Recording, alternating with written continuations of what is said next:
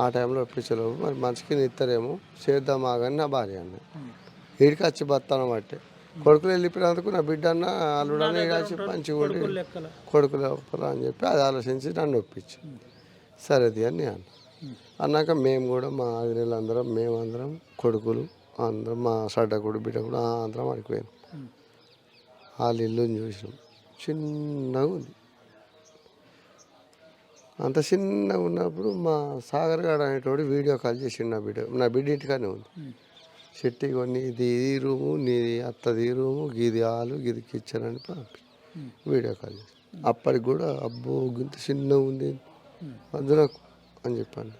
మళ్ళీ ఇంటికి వచ్చినాక దాన్ని చేసి మెప్పించారు.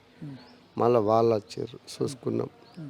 ఇవో నా కొడుకు తెచ్చి మీ చేతిలో పెడుతున్నా మీరు ఎట్లా బతికిస్తారో ఎంత కట్టం పోతారో ఒప్పుకోరు అని చెప్పి అదాన్ని అన్నాక ఇప్పుడైతే మా దగ్గర పైసలు లేవు ఒక 5 లక్షలు పోతుంది అని మేము ఒప్పుకో సరే అన్న ఒప్పుకోరు పోయిర్రు వెళ్ళిపోయారు. ఇక 5వ నెల 24 తారీఖు 21 తారీఖు ఇంతే ఇక డిఫరెన్స్.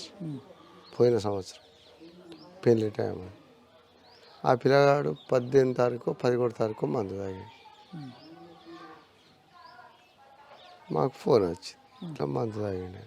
అయ్యో ఇట్లా అన్నీ చేపిస్తున్నాను నేను వస్తువులు అన్నీ చేపిస్తున్నాను నాకు రూపాయలు లేవు అన్నీ మీరు వేయాలని వాళ్ళ తల్లి అన్నది. అంటే సరే అని ఒప్పుకున్నాం మేము. అప్పటికి నేను బంగారం చేపిస్తున్నా ఇటు మంచాలు అవి ఇవి అన్నీ ఆర్డర్ ఇచ్చేసుకున్నాం. అయ్యో ఆ టైంలో మందు తాగినాక నా భార్య నేను సడన్గా నేను బండి ఎక్కించుకొని వెళ్ళిపోయాను కొరట్లకు. ఏ హాస్పిటల్ అంటే ఇక్కడనే ఇక్కడ శిఖర్ విశ్వనాథం పెట్రోల్ పంప్ దాటినాక ఈ పక్క సంధిలో ఉంటుంది. దాని పేరు నాకు కూడా తెలియదు. శిఖర్ విశ్వనాథం పెట్రోల్ పంప్ కొంచెం దాటినాక ఈ పక్క సంధిలో ఉంటుంది.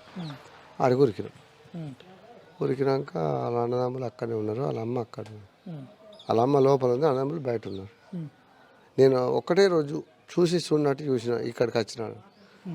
వాళ్ళు అన్నట్టుగా నాకు కూడా అంత ఐడియా రాదు. అక్కడికి పోగానే ఆయన డోర్ వేసేసారు.